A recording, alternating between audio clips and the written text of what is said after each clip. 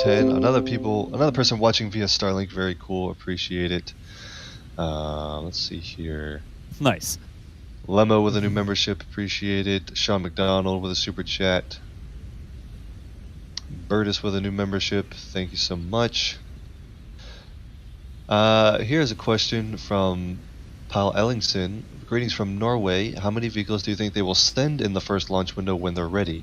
Personally, I think the first transfer window, it would make sense to just send one because you don't know if it'll work or not. Once they're confident in the landings, at least reasonably confident, I would imagine that's when they'll start to send multiple vehicles in a window if they want. But initially, it doesn't make more sense to send two because they're just going to try the same thing twice.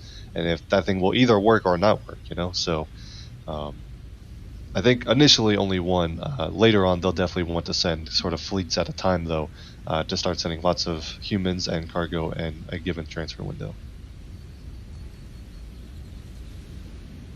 Jay Parker says, awesome coverage, gents. No questions, just offering a little money support. Good luck, SN10. Thank you so much, Jay. We appreciate that. Yeah, we appreciate that.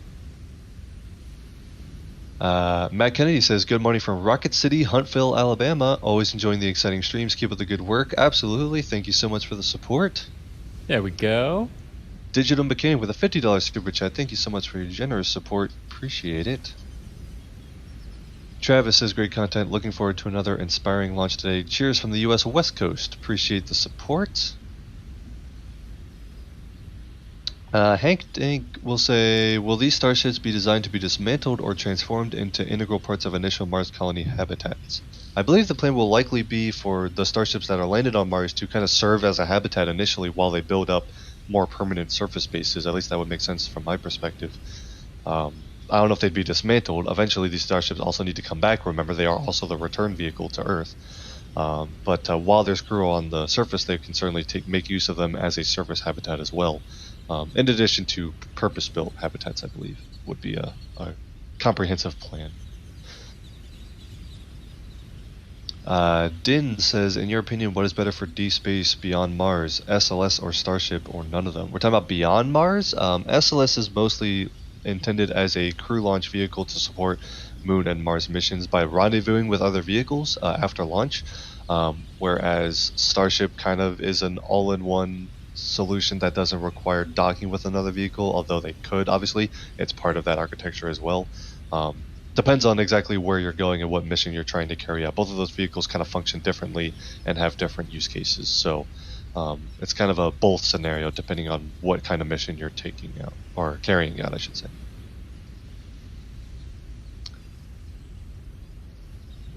Super chat here from Akis. Thank you so much for your support.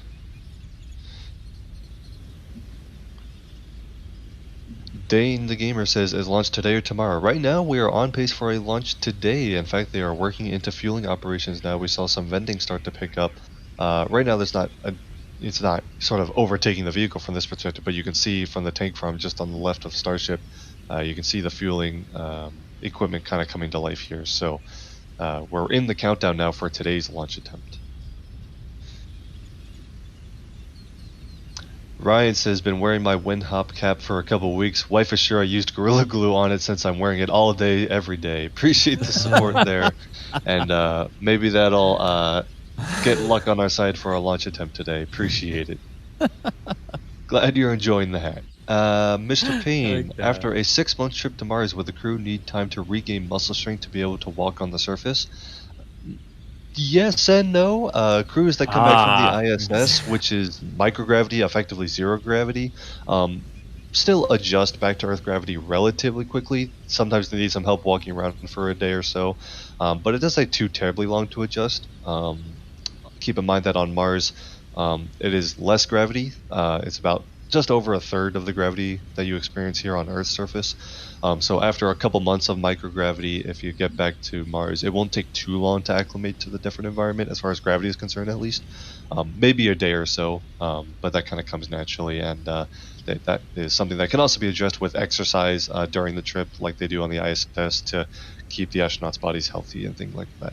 Gotcha. And Thomas, just real quick, before we go a little bit further with super chats or questions here, we just wanted to give a quick shout out to the 6th grade class at Tough Elementary, Mrs. Caldwell's 6th grade class, who are watching this right now. And as Mrs. Caldwell puts it, perhaps our first interplanetary generation. We agree, Absolutely. and we are glad you are all watching. And if you've got any questions, Mrs. Caldwell, you can always DM me on Twitter, and we can read out some of your students' questions if they would like. So, thank you very much for watching. Yeah, Yes. thanks for sharing that with us as well. That's always a fantastic thing for us to hear, that people are sharing it with others, especially kids, the interplanetary generation, the multiplanetary generation, whichever one we want to call it. That is absolutely fantastic. So massive shout out to the CT or CTUF K6 Texas 6th graders. Excellent. That's really cool. And right now at the pad, I'm not seeing a lot of activity. Yeah, No, and we'd be there was a lot more venting a couple minutes ago. You're right. 15-ish minutes away, so There we'd be seeing should- a lot more Yeah. stuff from the vehicle at this point. Yeah. They could be holding. They could have aborted. This could be planned, but I would put my money on hold or abort at this point based on what we're seeing. Usually at this point we would be seeing a lot more venting and activity from Starship too. I mean, even Starship should have some vapors coming off of it at this point. So, like usual with these countdowns, there's no official information from SpaceX until right before they're about to launch. So we are kind of in the dark right now as to what has happened or why they are at the current state that they are. It could be a range violation, it could be a technical problem, it could be the weather, it could be a whole host of different options, but if we hear something, we will let you know, of course. Yeah, we'll keep staying tuned. Like we said, we don't get official updates from SpaceX on the status of the launch or anything. We don't have a countdown net to listen into at this point. So we're really basing it on months of tank watching experience, if you will. Seeing all these different tests happen, we kind of have an idea how things are supposed to go. And so, as we can see, stuff is spooling down a little bit, so a potential hold or something like that. Yeah. But we're just gonna keep watching, and we'll let you know as we spot things. Right now, I mean, again, they got plenty of time in the window, so not suggesting not a scrub or anything like that. Yeah. We're gonna keep the watching recondenser. and see what's going on. Recondenser is going again pretty good. Yeah, I just saw that kick back on, so potentially, again, they're still working through things clearly. So stay tuned. Yeah. We'll keep you updated. I didn't actually see any signs that they started fueling the vehicle. So Right. It Right. was like something that- preparations for fueling. Yeah. Right. Yeah. Right. Yeah, exactly. Yeah. So So that's like an easy hold point. It's much yeah. more complicated when you have propellant in the vehicle that could be getting colder or warmer. If you hold before you start putting propellant in the vehicle, that's a pretty easy place to pick up the count. So I would not be too concerned with the current status.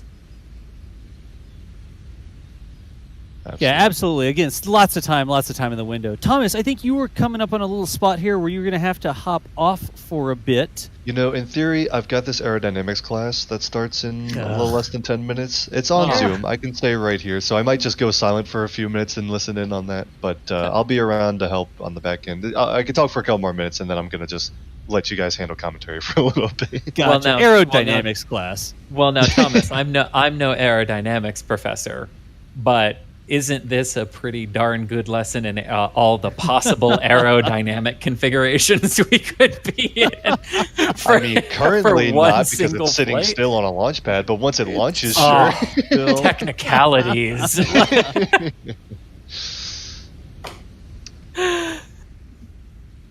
No, stay in school. Sorry. Stay in school. Hashtag don't skip your Zoom classes for NASA spaceflight. You can open them in another window. Yeah, it's I've fine. got two monitors. Don't get me wrong. Starship will be on my other monitor. Don't worry. But I was going to say, though, if you had cool teachers like the one in Texas who's showing it, I'm just saying, like, Again, folks, we still see activity from the tank farm. We are watching what's happening here at Boca Chica. Everything is in place. all the closures and security notices, and the village is evacuated. Everything is looking good. Still a lot of time left in the window, all the way until 6 o'clock.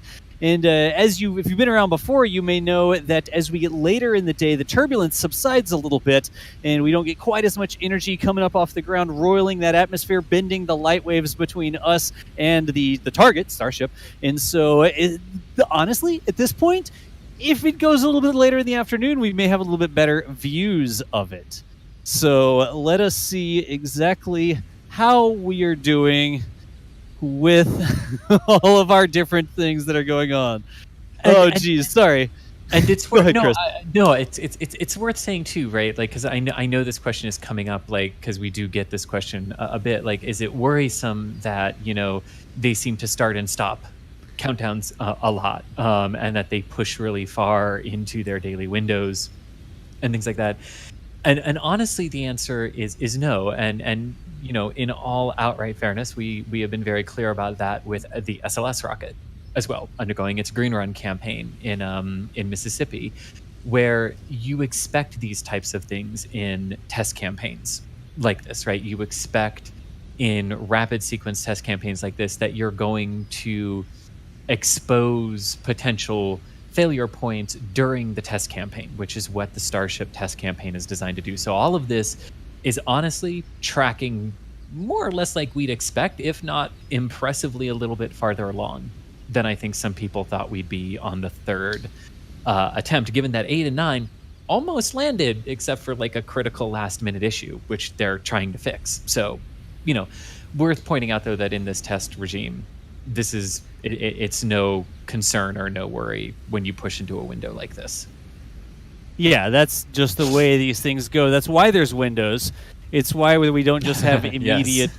Yes. It's just the way things go, and it's completely anticipated. Precisely.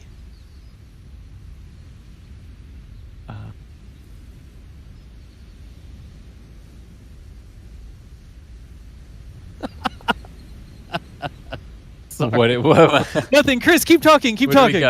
Okay. Keep talking. Okay. A question here from Steven asking, won't lighting 3 Raptors on the landing burn produce too much thrust and throw a Starship off course? Love from Serbia.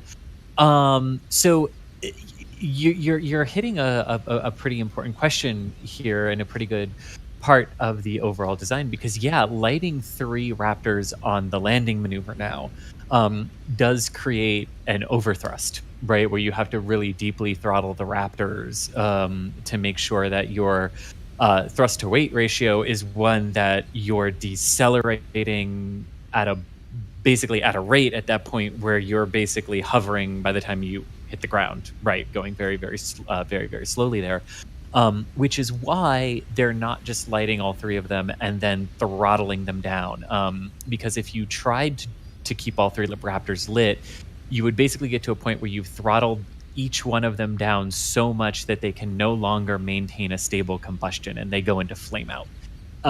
And basically that's it. Your engine's done at that point. You've tried to lower it below the operating limits of it. So you can't do that. So the fix to that on Starship is to ignite all 3 for the flip and burn. And then once you verify that you have 3 good engines up and running, you can deselect the one that's basically the least efficient and let the 2 most efficient from the center of mass and your thrusting angles of the engines do the actual touchdown and landing maneuver. And that way you're not worrying about, in the initial phases, not deep throttling so much that you cause an engine failure in an engine flameout situation. Though Elon did mention, and it's worth noting too, that they're also looking at the ability to deep throttle the Raptors even more than they could to potentially account for all 3 engines being up and running during an Earth landing maneuver. That would obviously be a future upgrade to the Raptor engine, but it's also one that they're looking at. But the easiest solution right now is to just ignite all 3, down select 1 if all 3 are up and running. And that way, if you light all 3 and one of them has an issue, you still have 2 good engines up and running, and you've got enough engines for your landing or to land successfully, I should say. So great question there. Yeah. Yo, I was going to jump in real quick. We've been reading tons of Super Chat. We've been asking tons of questions. One of the questions that comes through a lot of the time is asking us about exactly how our robotic army works out there. And so I think we've done this in the past. We've sort of showed y'all, peeled back the curtain a little bit and showed you how things are working. But since we're in a little bit of a hold here, not a lot of activity happening at the tank farm, we're going to try something real quick. We wanted to see if we couldn't introduce y'all to part of the NASA spaceflight family really quickly. So without further ado, we would like to introduce you to our latest addition to the robotic family. We've been affectionately referring to this one as Mars Cam. You'll see here in just a second. Michael's in control of Mars Cam, and we'll get Mars Cam here to turn around and say hello to us. So we're looking at Mars Cam from another camera that we called Boca Chica, and there you can see the pan and tilt capability. How you doing, Mars Cam? You doing good today? We'll see if it can shake its head yes for us here.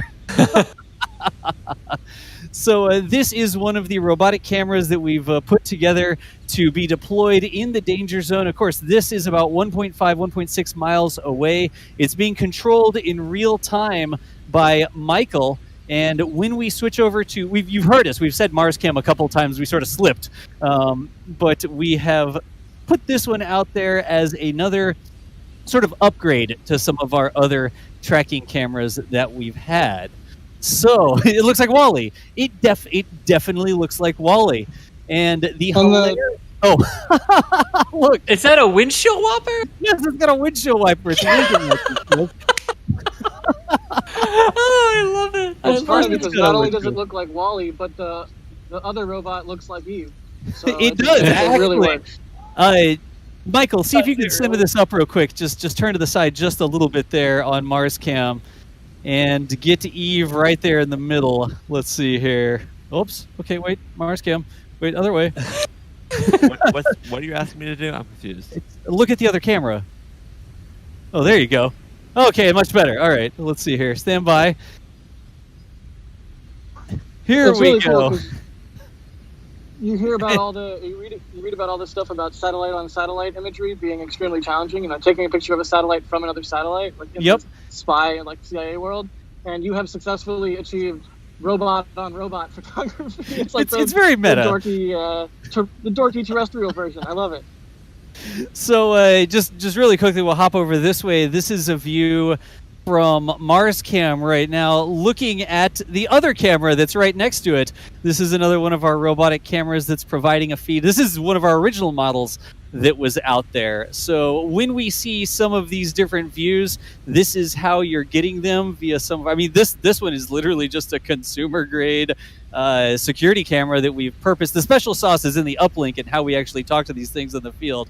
But that is what we do. So we will let our robotic counterparts here continue their coverage. I know we're here to see Starship. So Mars Cam, you're free to turn back around. Go ahead and head back over to Starship, and we will see you in just a bit. Nice. They actually move scary fast when you ask them to. A lot of times we get really fine control, but when we ask them to, they can definitely move in a hurry. Yeah, and here's the view. The whiplash that the port cam